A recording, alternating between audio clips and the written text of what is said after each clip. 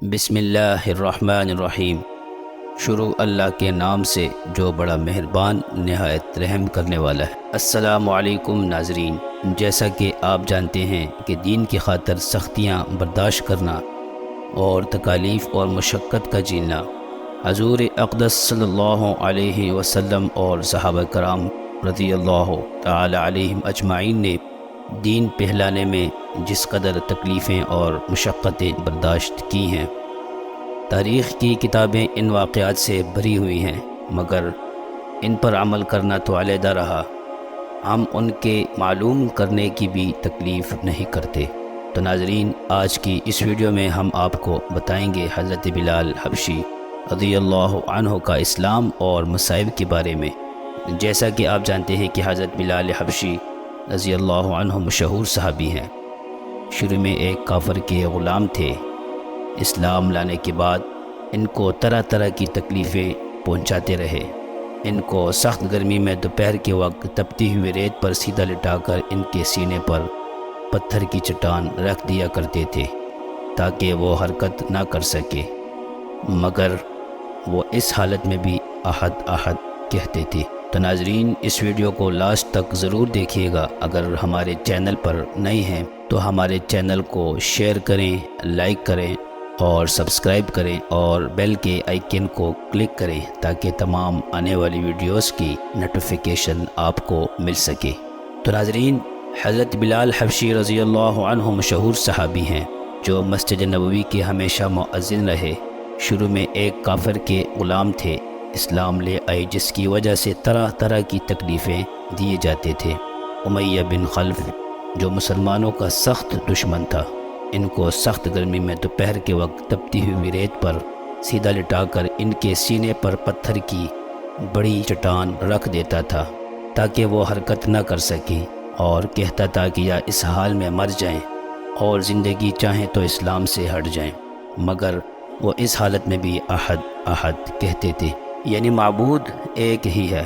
رات کو زنجیروں میں باندھ کر کوڑے لگائے جاتے اور اگلے دن ان زخموں کو گرم زمین پر ڈال کر اور زیادہ زخمی کیا جاتا تاکہ بے قرار ہو کر اسلام سے پھر جائیں یا تڑپ تڑپ کر مر جائیں۔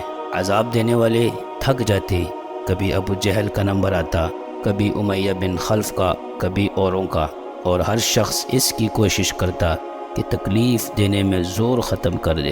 حضرت ابوبکر صدیق رضی اللہ عنہ نے اس حالت میں دیکھا تو ان کو خرید کر آزاد فرمایا۔ تو ناظرین، چونکہ عرب کے بت پرست اپنے بتوں کو معبود کہتے تھے، اس لیے ان کے مقابلے میں اسلام کی تعلیم توحید کی تھی، جس کی وجہ سے حضرت بلال رضی اللہ عنہ کی زبان پر ایک ہی ایک کا ورد تھا۔ یہ تعلق اور عشق کی بات ہے۔ ہم جھوٹی محبتوں میں دیکھتے ہیں کہ جس سے محبت ہو جاتی ہے اس کا نام لینے میں لطف آتا ہے، بے فائدہ اس کو رٹا جاتا ہے۔ تو اللہ کی محبت کا کیا کہنا، جو دین اور دنیا میں دونوں جگہ کام آنے والی ہے۔ یہی وجہ ہے کہ حضرت بلال رضی اللہ عنہ کو ہر طرح سے ستایا جاتا تھا، سخت سے سخت تکلیفیں پہنچائی جاتی تھی، مکہ کے لڑکوں کے حوالے کر دیا جاتا کہ وہ ان کو گلی کوچوں میں چکر دیتے پھریں، اور یہ تھے کہ ایک ہی ایک ہے کہ رٹ لگاتے تھے۔ اسی کا یہ صلہ ملا کہ پھر حضور صلی اللہ علیہ وسلم کے دربار میں مؤذن بنے، اور سفر حضر میں ہمیشہ اذان کی خدمت ان کے سپرد ہوئی۔